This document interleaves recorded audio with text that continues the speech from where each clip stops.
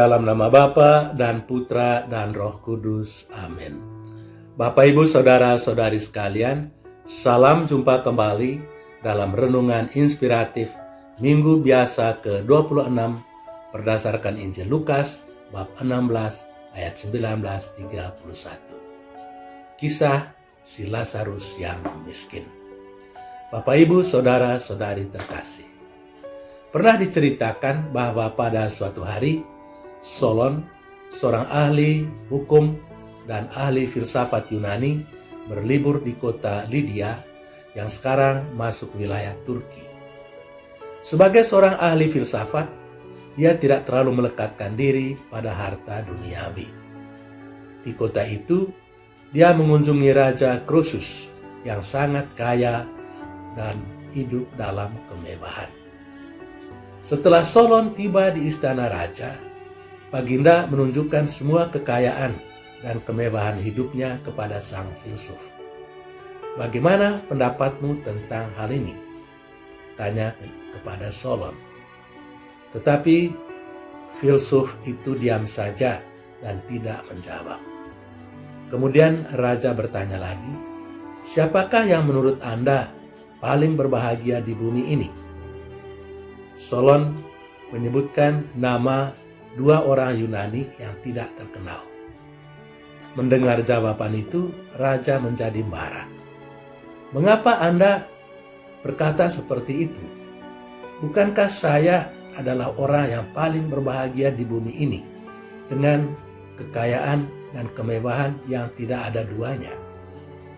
Solon sang filsuf menjawab, tak seorang pun dianggap sungguh-sungguh berbahagia yang hatinya melekat pada harta duniawi.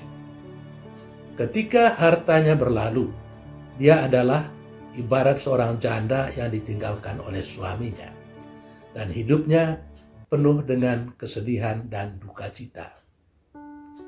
Dan ketika dia sendiri meninggal, tak ada satupun dari kekayaan itu yang dibawanya serta.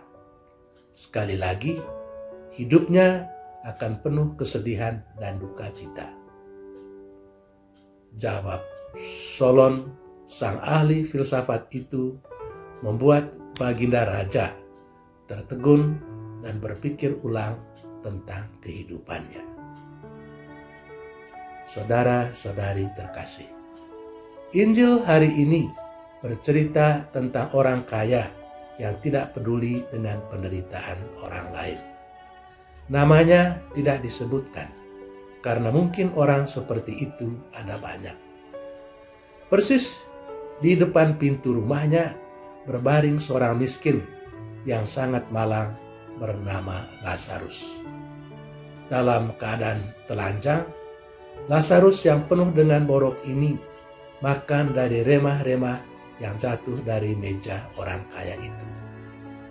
Meja makan yang menjadi piringnya adalah lantai, dan anjing-anjing menjilat boroknya.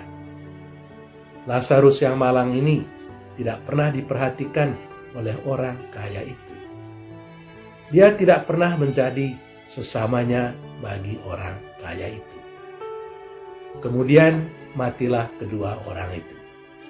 Lazarus mati lebih dahulu, dan kemudian orang kaya itu juga meninggal. Lazarus dibawa oleh malaikat-malaikat ke pangkuan Abraham. Lalu orang kaya itu juga mati dan dikubur. Kubur adalah lambang dunia orang mati. Lazarus tidak masuk ke dalam dunia orang mati, melainkan langsung ke pangkuan Abraham. Sebaliknya, orang kaya itu masuk ke dalam dunia orang mati, di mana tidak ada lagi pengharapan untuk kebangkitan.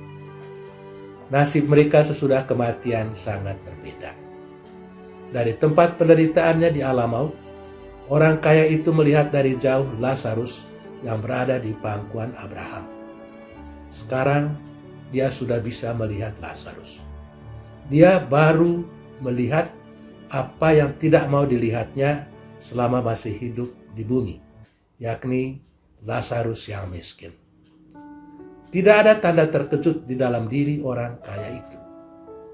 Rupanya dia sudah menerima dengan pasrah bahwa memang itulah tempatnya.